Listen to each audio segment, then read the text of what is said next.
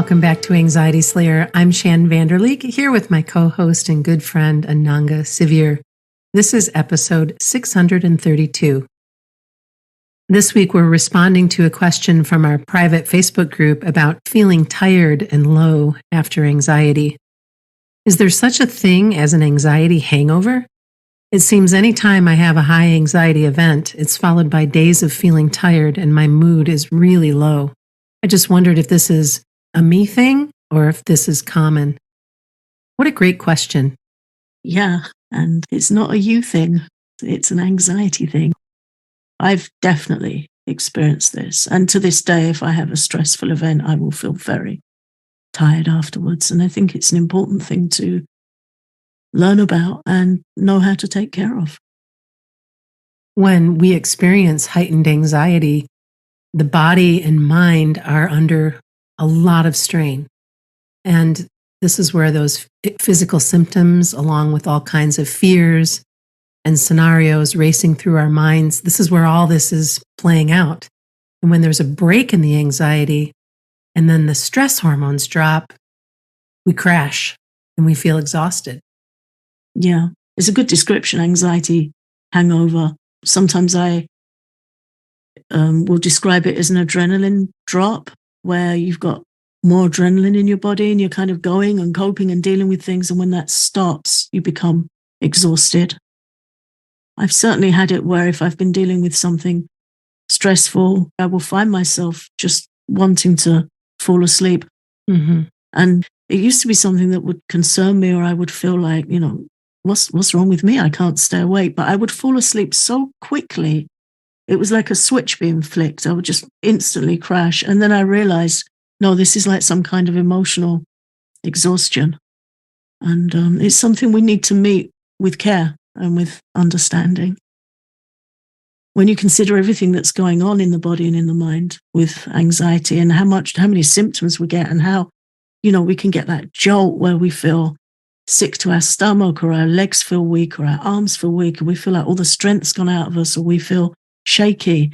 It's not surprising that we might feel tired and low in the days following a heightened event. Can you talk a little bit about Ayurveda's teaching on collapsing into a low mood? Yeah, this is something that I found really helpful in my own life to understand. This is sometimes in Ayurveda, when we feel low or depressed, it's described as through a loss of energy. Like if we've been really running at a certain pace and we become depleted, our nervous system becomes exhausted, we can fall into a low mood. We fall into a place of low energy. So it's not just that our body becomes exhausted, our mind becomes exhausted. And from that place, it is vulnerable to lower moods and fear and loss of motivation and loss of hope. And it comes from a place of being really wrung out, just being overexerted and overtired. And over time, that has its effect on us. So it gives another insight into ways that the mind can become low and depleted. And it's something I experienced a few years ago after a really difficult house move and quite a stressful situation, where I found myself feeling really low at a time when I felt that I was going to be moving myself into a better situation. And then I came to that understanding that it was just sheer exhaustion.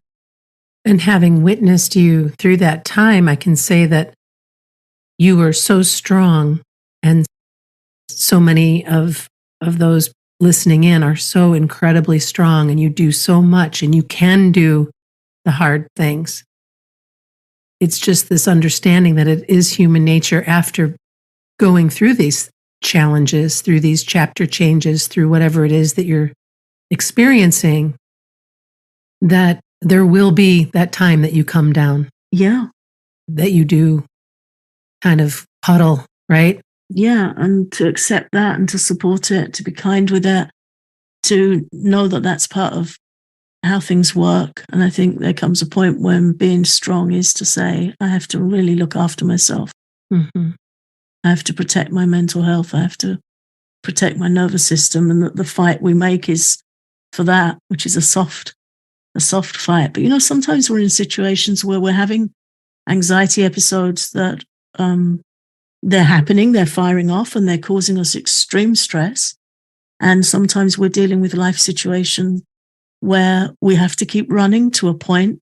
I think the challenge is to turn to ourselves with kindness as soon as we catch a break. Okay, how can I support myself to recover from this as well as I can? And what can I take? And we're going to talk about this later in this episode, but what can I take from this into future situations? What can I learn? Mm-hmm. There's always things we can learn of how we might do things differently in the future. And it's not saying that we didn't do it okay this time. We all do the best we can with what we're facing in the moment. But we can continue to learn and we can continue to adjust. But with anxiety, it's really important to be compassionate and be open to exploring alternatives, and also to understand that it's such a huge event in the body. I think of anxiety in the body as being like a thunderstorm. It's a massive event with so much energy going on. And sometimes in the night you hear a thunderstorm and you hear it roll out. Mm-hmm.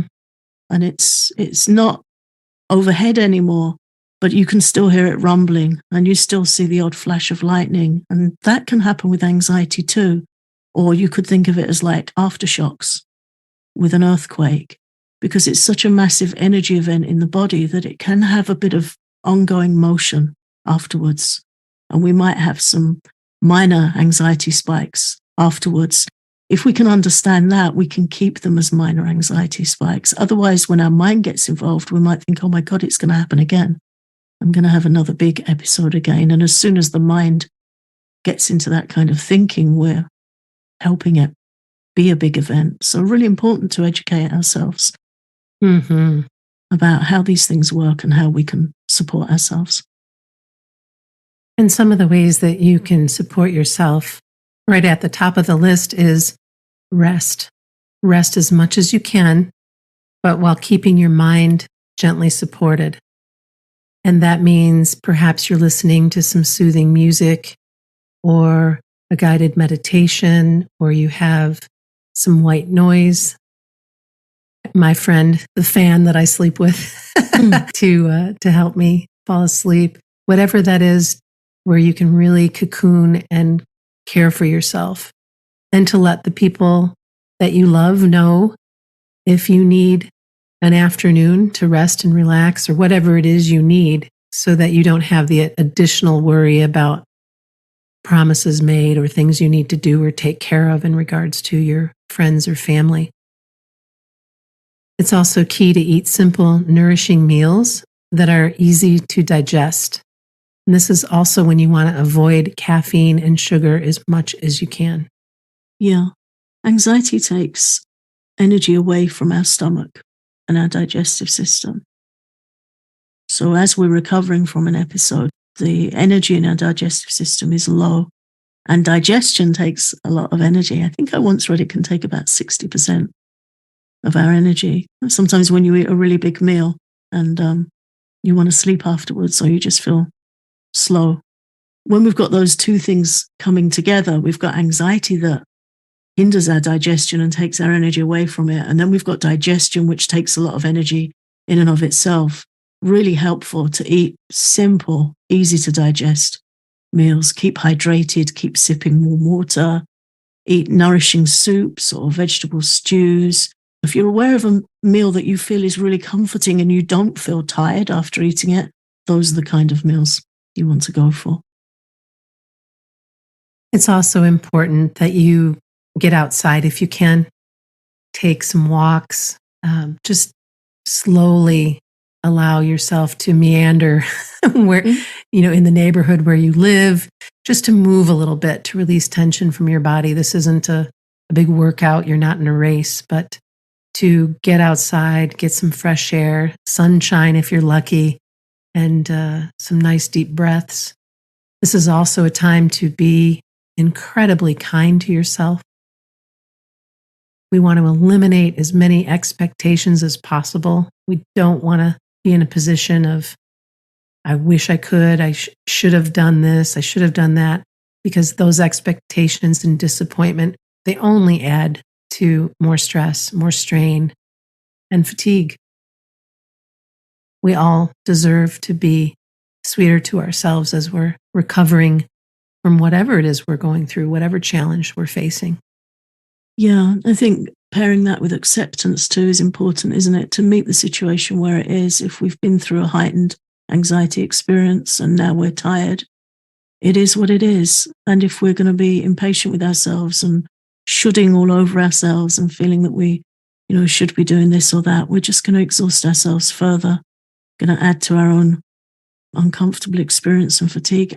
And actually, what it does is it delays your recovery. It delays you being able to get back to what you feel you need to do. So as much as we can turn to ourselves with kindness and acceptance and understand that right now in this moment, this is what I'm dealing with. It won't be forever. It's temporary. And how well I meet it and what I learn from it could be very beneficial to my development and my future recovery from anxiety. We really need to be compassionate. It's also important that we protect our minds and nervous system from the news, from drama, from noise and violence. Ayurveda teaches that our nervous system responds to everything our senses bring into the mind. When you're already feeling low after a bout with anxiety, the last thing you need is more drama.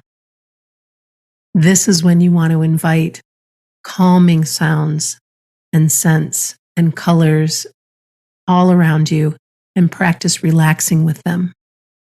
Guided support here can be helpful as well.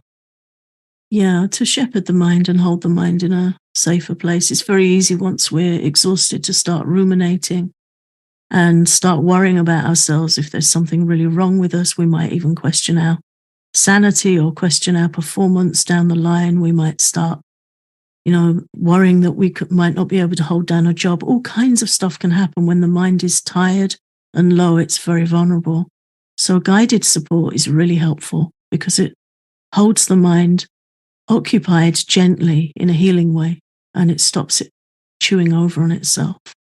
And in connection to that, doing something daily that rests and supports your nervous system, both for recovery from a heightened anxiety event and for supporting general long-term anxiety, is really helpful. It's helpful in both cases. So pick a guided practice, a breathing practice, a guided meditation, a yoga sequence, something that helps you feel actively that you're relaxing, choosing to relax, and set aside a few minutes each day for that. And you might find that getting support is something that speaks to you. So consider talking with a professional who can support you through understanding anxiety and can help you make changes to support your mental health. Yeah, having that different perspective from somebody that's trained to support. And also it helps with accountability, holding us gently in a place where we can air our feelings and make the changes we need to make to feel more steady and feel like we're having a better experience with our life. Today's show is brought to you by BetterHelp. Getting to know yourself is a lifelong process because we're always growing and changing. Each chapter of our lives comes with new experiences, challenges, and more self-awareness. Therapy can help because sometimes we don't know what we want or understand why we react the way we do until we talk things through. A BetterHelp licensed therapist can take you on that journey of self-discovery from wherever you are. Therapy is helpful for learning positive coping skills and how to set boundaries, and it empowers you to be the best version of yourself. If you're thinking of starting therapy, give BetterHelp a try. The experience is entirely online. It's designed to be convenient, flexible, and suited to your schedule. Simply fill out a brief questionnaire and get matched with a licensed therapist. Discover your potential with BetterHelp. Visit betterhelp.com/slayer today to get 10% off your first month. That's BetterHelp, BetterHelp.com/Slayer. Before the break, we were talking about what helps when we're experiencing an anxiety hangover. Now we're going to segue to the opportunities that come from exhaustion. Yeah, I think this is something that we rarely consider. It took me many years to find myself in a place where I began to understand the peace and learning that I could find when I was really unwell. Initially, it came from challenges with my health, chronic health issues. And I found that in times where I was really in pain, to the point that I had to throw up a white flag and give up on whatever I was trying to do with the day and just prop myself up in bed and surrender to what was happening. In that space, I found that there was a really quiet, contemplative place I could go to, which I would describe as being like the eye of the storm, the calm in the center of a storm. And I felt so unwell that I felt I had complete permission to do that because nobody was going to get anything out of me on those days. So that was an interesting experience for me. And I could meditate peacefully in that place, even though I was feeling very unwell. And I found it a place where I could gain some understandings and really reflect and then think about making self-supporting changes. And later that came to me through anxiety too, where we can think of anxiety as a messenger, as a teacher, rather than as a feared and cursed experience, just changing our experience with it. And when we have a heightened episode and we feel so tired and so exhausted afterwards, to take the opportunity to reflect and see how we're doing and see where we might make some loving changes. And some of the reflections that we can sit with are, am I taking good care of myself? Am I eating well? Am I making time to eat? Can I improve the quality of my rest and relaxation? Can I make my nest a little bit more comfortable? Am I contributing to my anxiety in some way? I've had an awareness recently how I can whip myself up into stress and anxiety so quickly. And then when I'm in that space of reflecting about it, I just kind of scratch my head and go, why did I make that choice? Did I make that choice? Is that a habit? Where is that coming from that I wouldn't just be a little bit more, it is what it is. Now, what have I learned and where can I go from here? Versus that feeling that you can get, when you get maybe an email or a message or a voicemail or something that lands in a way that makes your stomach drop. Mm-hmm. Or that somebody might say something that lands in a way that makes you feel a bit defensive. And then you can kind of just get yourself riled up. And I know I'm not alone in this, which is why I'm bringing it forward. It's like, oh, wait a minute. I can learn how to respond to this rather than react to this. It takes practice, but I can go, oh, you know what? That's an old pattern. It would serve me better to take this in, take a breath, and then get curious about what's going on versus creating a story that may or may not be true. Yeah. This is where we can work on things, improve things so that we don't let that train leave the station. Yeah. And it's a really powerful stage of self-healing, that initial realization when we say, did I just make that worse for myself? Or have I spent my time and energy well there? It's an important inquiry. And again, to do it with kindness. I had this a few days ago where I was really tired and I was feeling a little bit low. Something had come up and I didn't make the best choice I could have in self-care because I was too tired. I just felt so tired. And then what I realized was just rest. It's okay. You're not going to do so much today.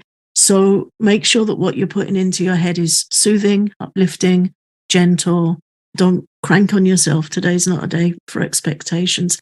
And I was pleased to say at the end of the day, I realized that I was able to be a lot more gentle with myself than I would have a few years ago. And I took that as the progress of the day. And it is progress. Yeah. I was kinder to myself. I didn't go to bed feeling disappointed or stressed or like there was more I could have. I knew I couldn't do any more with the day than the little I did other than rest. Mm-hmm. And I just went to bed with the gratitude for a comfortable bed and knowing that tomorrow was another day. Mm. When we get to that point where we can look and honestly say, and it's not a self-criticism and it's not something we need to feel self-defensive about, when we can look and say, is there something I could work on or improve? There's always something we can work on. And am I contributing to my anxiety in some way? Sometimes we are, often we are, because of the programs we've got running. It's not a flaw in us. It's just a great thing to be able to look at it and kindly say, oh, I could have done that differently. I hope I can note that and do that differently next time. Yeah. And some days we'll do great with it. And some days we won't. Some days we'll mentally fall on our face. But that's how it is too.